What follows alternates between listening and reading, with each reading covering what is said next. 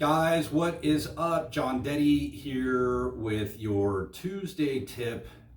Just wanted to start off saying, so sorry guys. I know I've been lagging on these videos.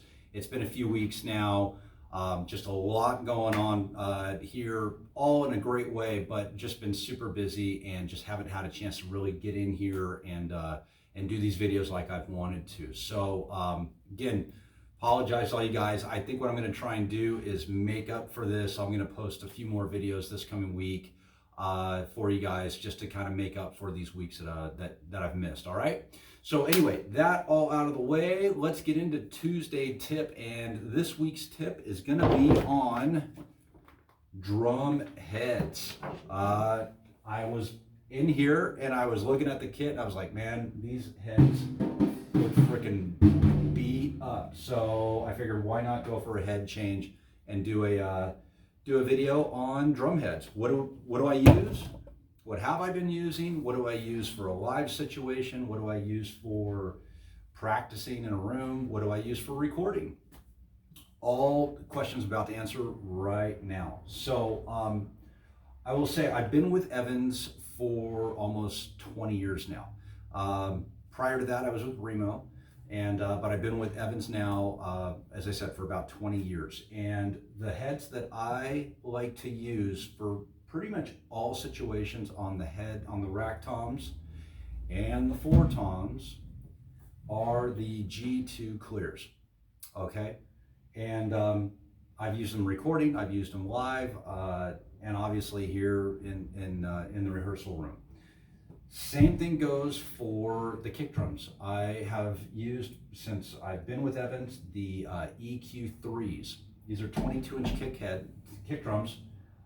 So 22-inch heads, EQ3s, level 360 for both these and the snare head I'm going to mention in a minute. Again, G2 clears on the floor toms as well. My current rack configuration is 10, 12, 14, rocking the 14 tom over here, 16, 18 floor toms. Now, I've just started using the 14 not too long ago. I also have a 13-inch head for this kit. I also have some pretty freaking rad octavons with this kit as well. But 10, 12, 14, 16, 18. Here's the new head change right here. And these are going to be all G2 clears. If I was a Remo guy, I would be saying these are all going to be Emperors, clear Emperors. And for the, I would actually probably rock Emperors on the kick drums as well. Maybe use a PowerStroke 3 clear on there, but I don't know. I loved using the Emperors back in the day, long time ago. But nonetheless, EQ3s on 22-inch EQ3s on the kick drums, G2 clears on all the racks and floor toms, which brings us to this bad boy.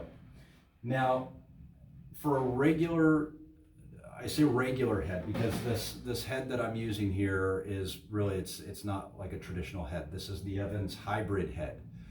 Normally, if I were to use a regular snare drum head, I would use the Evans level 60, level 360 heavyweight. Level 360 heavyweight, got to get that right. It's a coated head, obviously. It has a dot that's kind of inverted underneath, and even has like a little tribal deal going around the outside of that dot. But that would be, if I was going to use a two-ply head, that would be the head I would use. But, and I say but because I have not used that head very often, because the head that I use on this snare drum here is the hybrid head, which is more, it's not a two-ply head. It's made out of fiberglass, and it's much more durable. I think that a head like this would be used in, say, like marching drum type situations, marching band, you know, you see those guys rocking out If this was, again, the Remo equivalent for you Remo guys out there would be the Falams 2 head. Back when I was in high school, when I was rocking the marching band, yeah, it was a Falams 2, and it had it was a white coated with a dot underneath. There was a I think it was called a CS dot, inverted Falams 2 CS dot. Don't quote me on that because it's been over 20 years since I've used that head. But the Evans hybrid head, I love it for rehearsal, for live, and believe it or not, with this Bell Brass snare drum, I don't know why, but the hybrid head sounds freaking awesome and always beats out the Evans heavyweight head. It just sounds, I don't know why it sounds better, but it does. And I'm saying that surprised because a fiberglass type of head, it's more constricting on the snare drum, which isn't really an issue when you're playing acoustically, so to speak, meaning like you're in a room, rehearsal room, practicing, either, practicing by yourself or with a band. You're not going to really feel the constriction that much, especially if you're playing live, and especially if you're playing heavy music live. Not going to, even with everything mic'd up, not going to feel it. But recording, you could feel that on like a wood head, a wood snare drum, or perhaps another type of metal snare drum. Again, for whatever reason, this Bell Brass snare, which this snare drum, by the way, has an awesome story. I'll do a video on this snare drum another time, but I've tried putting a regular snare head on, and this hybrid head has beat out every time. So the short answer to what I just said is, for a snare drum, I would most certainly always use a coated head, 2-ply head that would be, for Evans, it would be the 360 heavyweight head. But again, the hybrid head, I would try it out. Key thing here with the hybrid head or the Falams head, if you're putting this head on a snare drum, make sure that you have die cast hoops on that drum. Or if it's a Bell Brass snare, maybe you have a Bell Brass hoops or something, anything but flange hoops. Very important, because the reason is these heads, when they tighten up, they're so strong. Unlike these 2-ply heads, whether it's a clear head or a snare head, whatever, the head is going to conform. These heads, or a regular snare head, will conform to the drum. With these fiberglass heads, guys, not the case. The drum is going to conform to that head.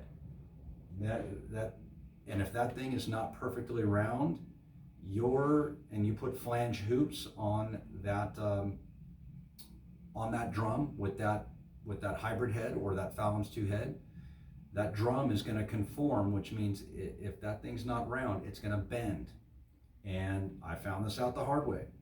1996, I had a Tama Art Wood snare drum. I put a Remo Falams 2 head with flange hoops on that drum, and I could literally hold that drum up like this and just see. I mean, it didn't look like a freaking egg or anything like that, but it wasn't round. And the reason I found this out is that when I tried replacing that head and I put another head on, you could almost see a gap in part. I'll just use this as an example. So you got this head here that should go pretty much perfectly around on that drum, right? Sit on the bearing edge. Well, if you were to look this way, it was tight here, and then you could just barely see like a gap. Like it wasn't even grabbing the edge, it was off, and you could see a gap up here. So anyway, that's my word of caution. If you're going to try either a Falams 2 head or an Evans hybrid head, make sure you have at least die cast hoops on that fucker, all right? So that said, this head is awesome. It will last much longer. And the other cool thing I forgot to mention about this. How did I forget this? How many of you guys have been playing live or in a room, but most certainly playing live, and you're hitting this drum, you're hitting your snare drum, you know, you're playing a song, maybe into the second song, and then what happens to the snare? Usually by the second song. If you're really unlucky, definitely by the end of the first song. These, you see this down here? It's always these nuts, they start coming loose. And that head that you had at a certain tension, it's just, the head's just naturally stretching, right? It's just getting looser because the head's just stretching from you, you know, again, depending on what type of music you play. But the double whammy on that is that these nuts will start loosening up. So that's where you got to grab your key, and you've got a very short amount of time, because especially if you're playing live, your singer is introducing the next song. So you've got how many seconds to start cranking that down, getting that tight again, get a sip of water or whatever it is that you're doing, and until you go into the next song. Or what's even worse is if the two songs are tied together, you know, and you're holding this out. So now you're holding out, now you're grabbing the key. Yep, wait a little longer, you guys. They're all looking at you funny because you're sitting back here tightening this up.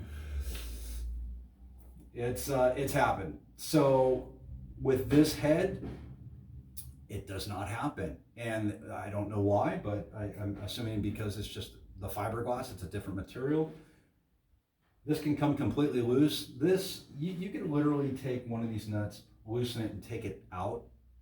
It's not going to be ideal, but the tension on the rest of the head will be enough where it will almost feel as if the head didn't come loose. So it's a nice added benefit to this material and this drum head. So this is, again, the Evans hybrid head. They're a little more pricey, you guys, but they'll last you a lot longer. Make sure you have die cast tubes, and give these a try. If you're a Remo guy, again, that'd be the Falams 2 head. So, but hopefully you're Evans. That's my Evans plug right there. So, okay, you guys, that's it for this week's tip. Hope that helps. Until next video, again, if you like what you see, subscribe, all that blah stuff, whatever. Look forward to seeing you guys in the next video. Okay.